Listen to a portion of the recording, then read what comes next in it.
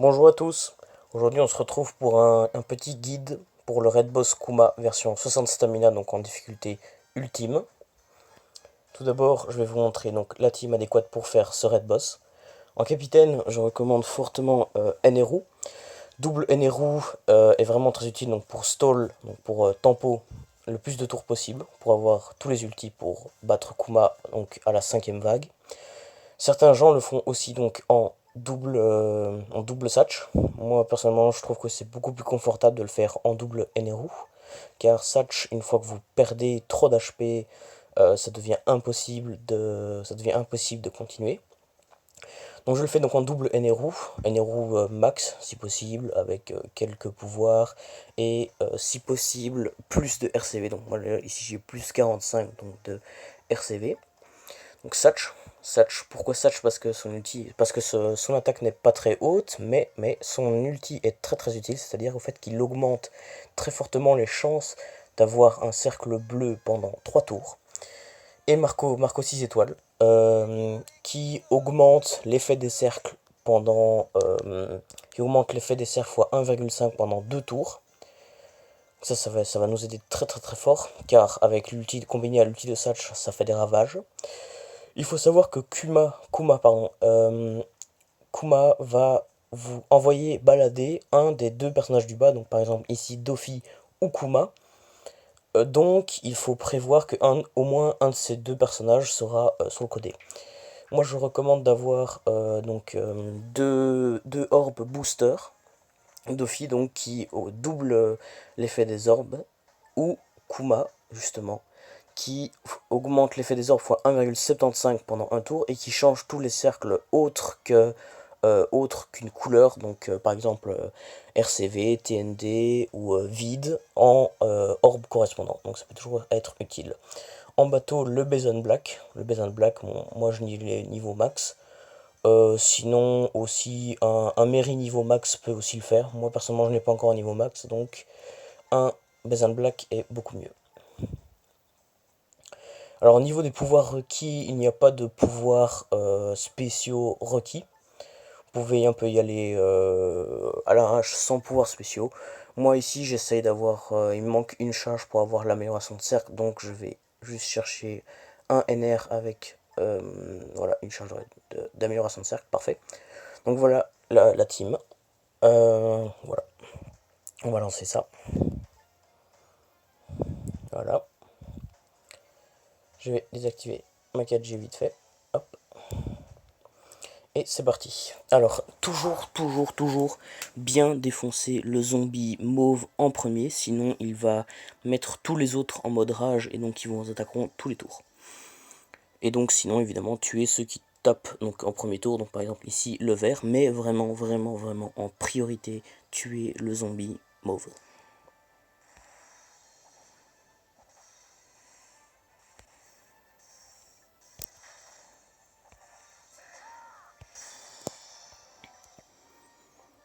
Alors ici je recommande de tempo avec Kuma. Enfin moi par exemple, parce qu'il n'est pas du tout monté vu que je viens de le loot, il a 321 d'attaque. Sinon vous pouvez aussi tempo avec Doflamingo. Si vous décidez de tempo avec Doflamingo, donc c'est mieux de prendre la couleur opposée, donc stall sur un rouge. Et par exemple moi je vais stall avec Kuma, donc c'est mieux de stall sur un bleu. Donc je vais laisser le bleu en vie.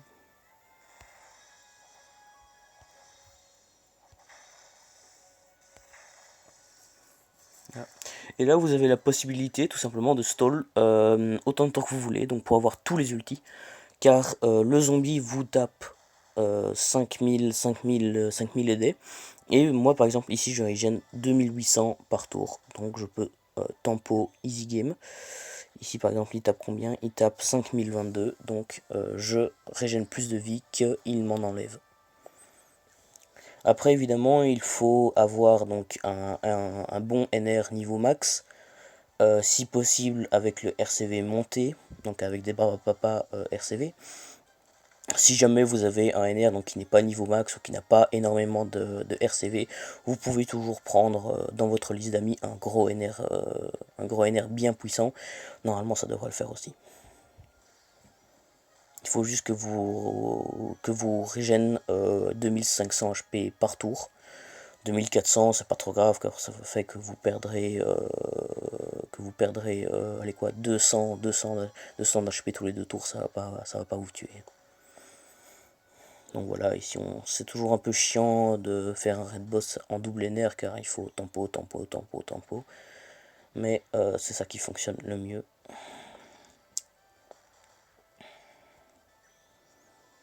Sinon, au fait, pour la stratégie de Kuma, vous avez tout simplement, c'est très facile à comprendre, vous avez tout simplement 4 tours pour le tuer. Donc vous pouvez le mettre en dessous de 20%, en dessous de 50%, ça, il fera rien du tout, du moment que vous le tuez dans les 4 premiers tours.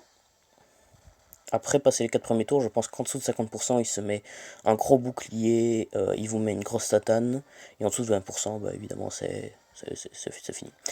Et oui, et donc, si vous le laissez vous taper donc après 4 tours, votre personnage du bas, donc par exemple ici Kuma ou Dofi, reviendra dans votre équipe, mais il vous enlèvera un des deux persos du milieu, donc par exemple ici Satch ou Marco. Donc, enfin, c'est vraiment... Le meilleur moyen de le tuer, c'est vraiment le tuer dans les 4 premiers tours, sinon ça va être vraiment compliqué. Ici, ouais, aux environs des 10 tours, vous pouvez y aller, il y a des tortues, des écrevisses pour stall facilement après. Essayez évidemment toujours d'avoir des orbes, des bons orbes avec vos personnages, car après il y a quand même des bandits, non pas des bandits, des chevaliers zombies, qui eux ont relativement beaucoup de vie.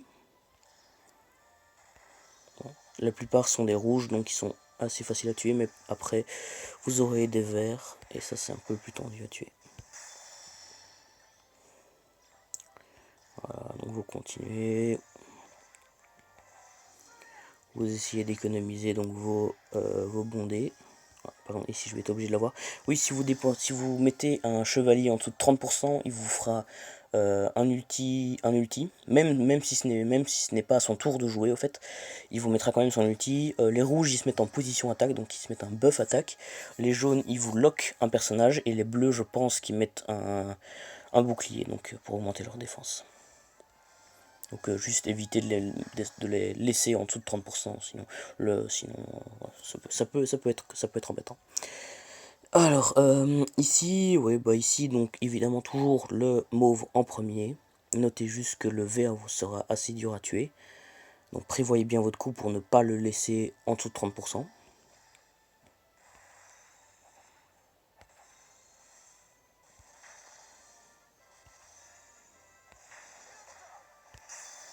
Voilà. Alors je regarde mes dés, ok, c'est bon. On va la jouer comme ça.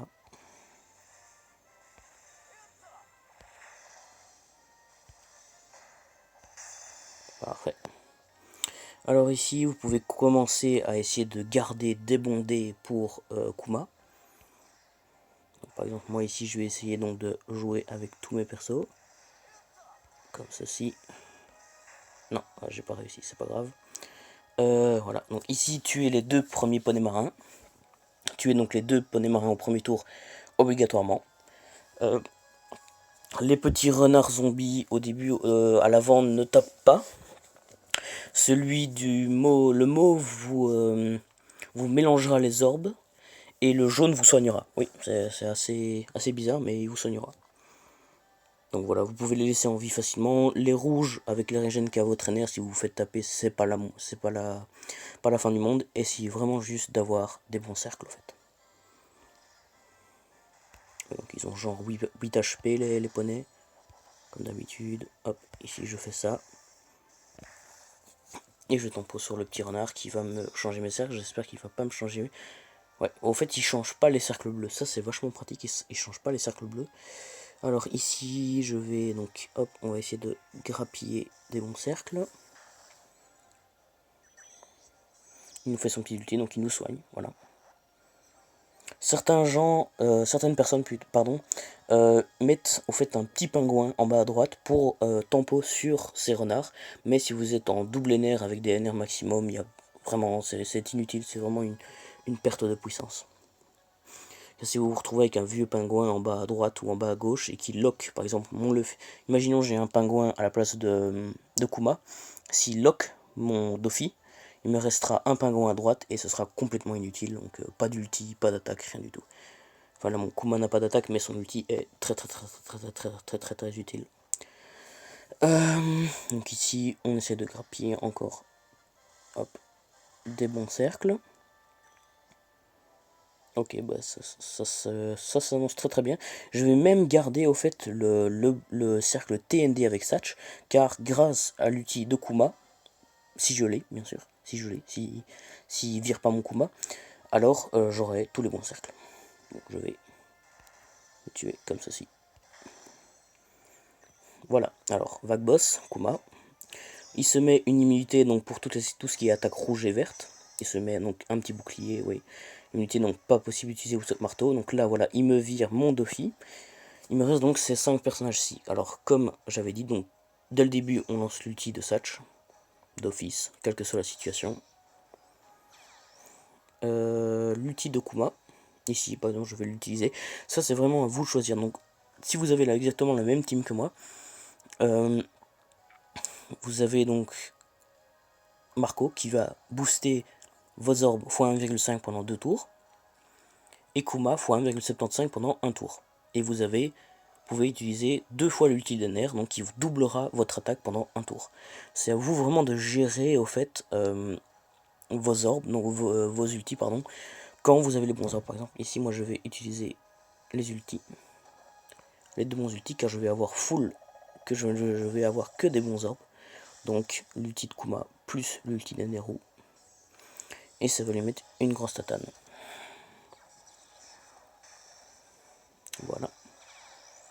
A noter évidemment que les ultis ne sont pas stackables. Par exemple, si je mets l'ulti de Kuma plus l'ulti de Marco, ça va pas faire effet des cerfs fois combien, fois 2,5 ou fois 3, ça c'est pas stackable malheureusement. Sinon ce serait un petit peu cheaté. Ici, hop, c'est parti. Donc on tape dans le bon ordre bien sûr. Hop. Tac, voilà, vous voyez, on a enlevé vite fait. Alors ici on a vraiment des cercles de merde. Merci l'ulti de Satch, vraiment de la grosse merde. C'est pas trop grave, donc ici par exemple il joue dans 3 tours. Vous pouvez essayer de jouer la chance et donc de taper avec tous vos personnages. Donc pour essayer de grappiller encore quelques dégâts avec votre NR en haut à gauche par exemple, qui a des bons dés. Ou alors vous tapez seulement, vous tapez avec tous les personnages sauf celui qui a le bon cercle pour essayer justement d'avoir un maximum de cercles pour les tours à venir afin de maximiser vos dégâts, car au tour d'après vous utiliserez d'office l'ulti de Marco. Moi c'est ce que je vais faire par exemple. On va tenter d'avoir des bons cercles. Enfin dans tous les cas c'est vraiment une histoire de chance en fait. C'est vraiment la chance qui décide. Donc là par exemple c'est honnête, j'ai 3 bons cercles. Je vais lancer l'ulti de Marco. Hop. Il régène toute sa vie mais ça en soi on s'en fout un peu. Et alors l'ulti de Eneru, parce que là j'ai 3 bons cercles. Moi j'estime que à partir que j'ai 3 bons cercles sur 4, je lance l'ulti d'Eneru en fait. Et un booster d'orbe. Quand j'en ai 2, j'attends. Ou je tape quand même avec, mais sans mettre les ultis. Enfin, c'est vraiment à vous de juger, ça c'est. Ouais, c'est vraiment à vous de juger. Alors ici, donc faut pas avoir peur de le mettre en dessous de 20%, il vous fera rien. Tant qu'il tape pas bien sûr. Et là normalement c'est déjà fini. Ah même pas, bon. Donc ici par exemple j'ai encore tous les bons cercles avec l'ulti de Satch et grâce à l'ulti de Marco donc qui donc influençait les orbes sur 2 tours, j'ai toujours l'ulti de Marco. Donc là c'en est fini et voilà. Et donc en ultime vous êtes sûr et certain de l'avoir. Donc oui, j'ai parlé donc des gens qui le font en double Satch, c'est tendu, c'est tendu. C'est tendu, ouais, donc, car parce que si vous descendez un peu d'HP, vous perdez votre Captain Ability en fait. Et voilà, donc moi ce que je conseille vraiment, c'est donc, en ce qui concerne les boosters d'attaque, vous les avez les deux Eneru, donc c'est bon. Et ce que je conseille en fait, c'est vraiment d'avoir un maximum de boosters d'orbe et Satch au fait. C'est ça qui fait vraiment la différence, car Satch, avec Satch vous êtes quasiment sûr d'avoir au moins 2 bons cercles. Bon là j'en ai eu un, c'est vraiment pas de chance, mais vous êtes au moins sûr d'avoir au moins 2 bons cercles par tour. Donc si vous avez, comme moi par exemple là... Là, et par exemple, là, ici, avec les deux tours de Marco et un tour de Dofi ou un tour de Kuma, je suis sûr d'avoir 3 tours où mes orbes sont boostés. Et ça, combiné avec l'ulti de Satch, c'est absolument destructeur. Donc voilà. Oui.